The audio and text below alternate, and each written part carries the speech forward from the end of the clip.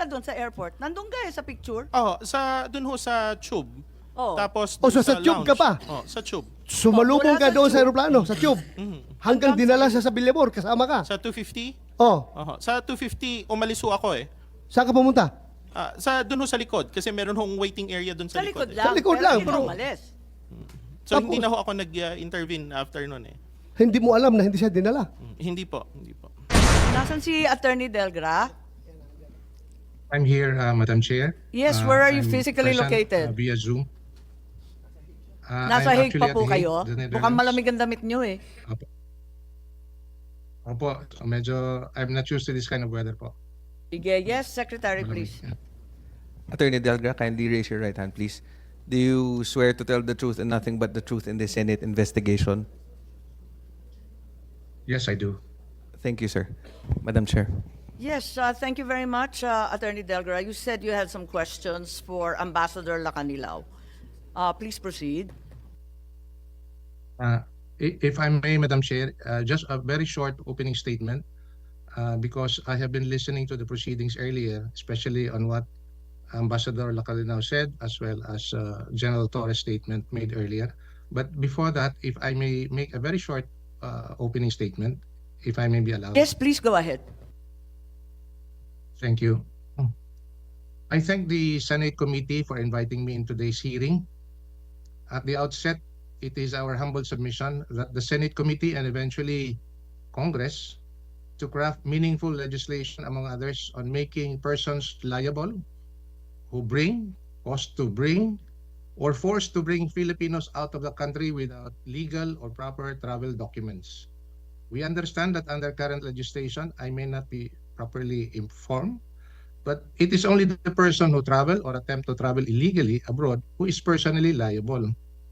In the case of the former President Rodrigo Roa Duterte, he has vehemently objected his transport to The Hague, the Netherlands.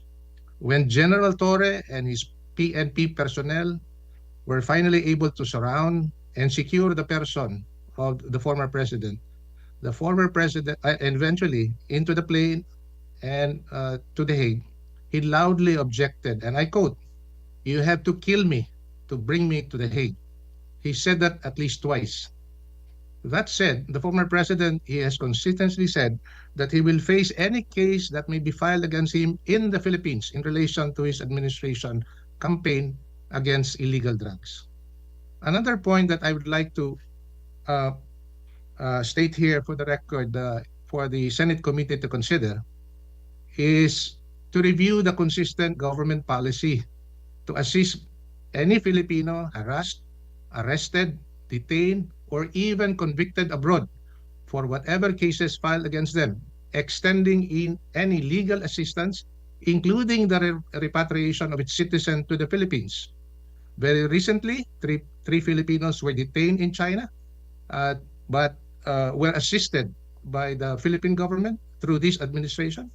And I think 2 or 3 days ago, 15 Filipinos whose cases were dismissed in Qatar, crediting this administration's assistance to our kababayan. What is upsetting and mind-boggling to me is that we have an elderly Filipino citizen, an 80-year-old Filipino, who was arrested and detained in the Philippines, allegedly by virtue of a foreign, not a local warrant, and forcibly brought out of the country to be brought to trial in a foreign court. And that is my opening statement, Your Honor. Thank you. And You that's had a precisely question? why what the government Ambassador Lacanilao is saying is utterly untrue, as well as what General Torre have said earlier about the doctor. Ano po ang nangyari sa pakiwari ninyo? Kasi sinasabi ninyo hindi totoo yung sinabi ni Ambassador Lacanilao at ni General Torre. Ano ba talaga ang nangyari? Just to give context, Madam Chair, in the same way that Senator Bongo was not allowed entry when we arrived at the NAIA 3 terminal and to talk to the former president, but he was eventually brought to Villamor, we were able to follow the former president to Villamor. Apparently, the guards at Villamor were not able to see who else were in the convoy, so we were able to get in. Unfortunately for Senator Bongo and the rest, including some lawyers, they were not able to get in, despite their request that they be able to see the president. That said, I was there all throughout the day until the time he left in the evening. And Ambassador Lacanilao was there as well inside the Villamor Air Base. So as to the question number 8 of that information on the surrender and transfer of the detained person referring to the former president, hindi naman po masabi. Let's take away the certification mentioned by the DOJ because he has personal knowledge of the fact that the former president was never transferred or brought to a national competent judicial authority in the Philippines. So he knows it for a fact. He does not have to wait for a DOJ certification to answer the question asked of him by an ICC representative. Tama naman. In the matter of- Ambassador Lacanilao, gusto niyo Yes. sagutin? Kasi nandun ka mula pa sa eroplano hanggang sa The Hague, 2 days after pa. Pwede niyong sagutin yung tinatanong ni Ambassador Delgra. Alam mo naman hindi mo kailangan ng certification, di ka naman kinakailangan mag-antay pa eh.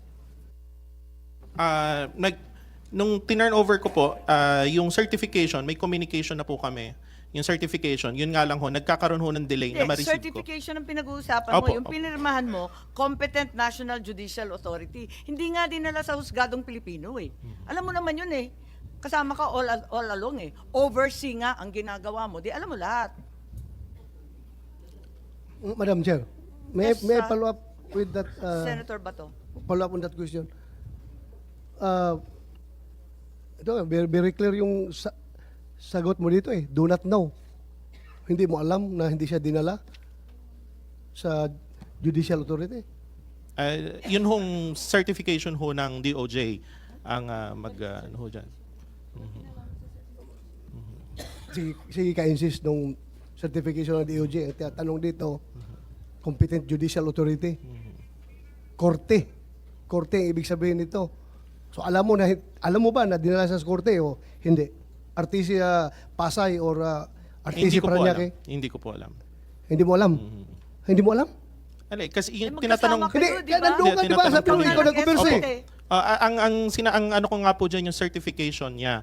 Ngayon yung kung Wala yung naman to regarding kinalaman sa certification. Dinala ba sa husgado o hindi? Hindi ko Yes po or alam. no? Hindi Hindi mo alam? Kasama ka the whole time hanggang sa Hague. Nandun ka sa... Ay, magsabi ka ng Opo, totoo. opo. We're all under oath here. Yes, madam. So alam mo kung dinala Alam siya mo, o hindi hindi? mo alam. Hindi ko po alam kasi hindi Paano naman ho hindi ako mo alam? Binantayan mo mula nung dumating mula sa Hong Kong, sa airport, dinala sa Villamor, dinala sa The Hague. Kasama ko all throughout. Opo. Pag sinabi mong di mo alam, you are lying. You are lying. And nandun ka all the time eh. Hindi mo alam na dinala siya sa korte? Hindi mo alam? Hindi ko po alam, Mr. Senator. May I clarify? I think we should ask Attorney Delgra, what do you think of the answer given that he was not aware of any information regarding the competent National Judicial Authority that he signed on to? Pwede bang mangyari yon, Attorney Delgra? I joined the observation of Senator Bato that the Ambassador Lacanilao is lying.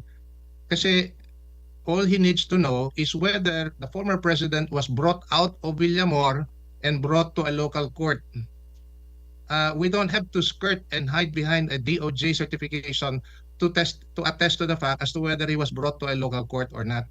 He was there all throughout as he has in fact admitted. So all he has to do is hindi po inilabas yung former president to be brought to a local court. I think that would have been sufficient for him to say.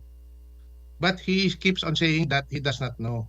Kasi ang That's the tamang problem. sagot, no. Hindi po ba? Ang tamang sagot, no. At alam niyang no. Kailanman hindi dinala sa husgado. Tama po ba? I agree with that, Madam Chair, that the proper answer to this question would have been no. Thank you, Attorney Delgra. Ambassador Lacanilao? Yes, ma'am. Still, ma'am, yung nasabi ko po. You still didn't know, in spite of overseeing the entire operation for both the Interpol and the entire government of the Philippine Republic. Tama? Yes, Madam Chair. Hindi mo pa rin alam. Madam Chair, last chance mo. Ambassador Lacanilaw. We are giving you the chance to say the truth. Opo.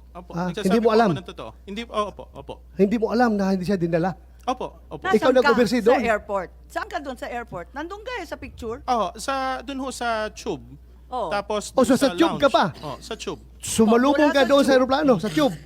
Hanggang dinala siya sa Billabor, kasama ka. Sa 250? Oh, Sa 250, umalis ho ako eh. saan ka pumunta? Dun ho sa likod. Kasi meron hong waiting area dun Sa sa, likod likod. lang. Sa likod pero lang, hindi bro. umalis. So Tapos- hindi na ho ako nag-intervene after nun eh. Hindi mo alam na hindi siya dinala. Hindi po. Madam Chair, I think this resource person is lying. Yes, that seems clear.